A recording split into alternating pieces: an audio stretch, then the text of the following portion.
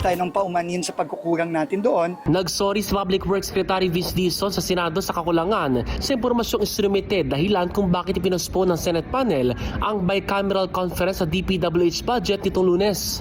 Dahil yung pong datos na pinadala ng DPWH several weeks ago ay clearly hindi sapat para makapaggawa ng tama at accurate na pag-a-adjust sa mga cost ng mga proyekto base na rin doon sa pagbaba natin ng mga presyo.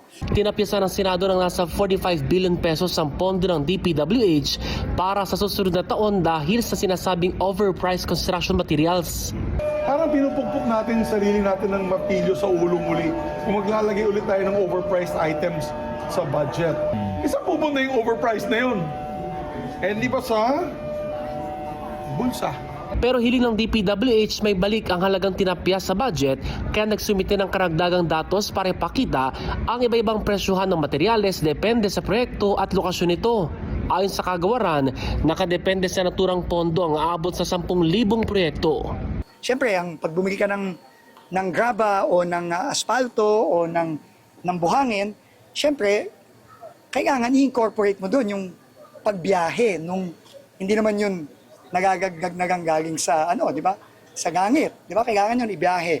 So, kasama yon sa mga ina-adjust ngayon. At 570.48 billion pesos ang inilaan ng Senado sa DPWH matapos ang tapyas kumpara sa bersyon ng Kamara na higit 624 billion pesos. Ayon kay Senate Committee on Finance Chairperson Wing Gatchalian, pinag-aaralan na nila ang karagdagang impormasyon. So, itong adjustment factor tsaka presyo nila, masasabi ko almost or near realistic. But I need to apply that to the project. We'll support this strategy. Bukod sa DPWH, sinita rin ng Senado ang 8 billion pesos sa Farm to Market Road projects ng Department of Agriculture. Hindi naman nababahala ang Senado na hindi pa natatapos ang BICAM para sa 2026 budget kahit malapit nang magtapos ang taon. May time pa naman. So we just have to dapat bilisan lang. Like I said yesterday, may buffer naman. So kaya pa naman. Nagpatuloy ang BICAM Martes ng hapon pero hindi tinalakay ang pondo ng DPWH habang pinag-aaralan pa ang mga karagdagang dokumentong isinumite ng ahensya. Ace Cruz, Newslight.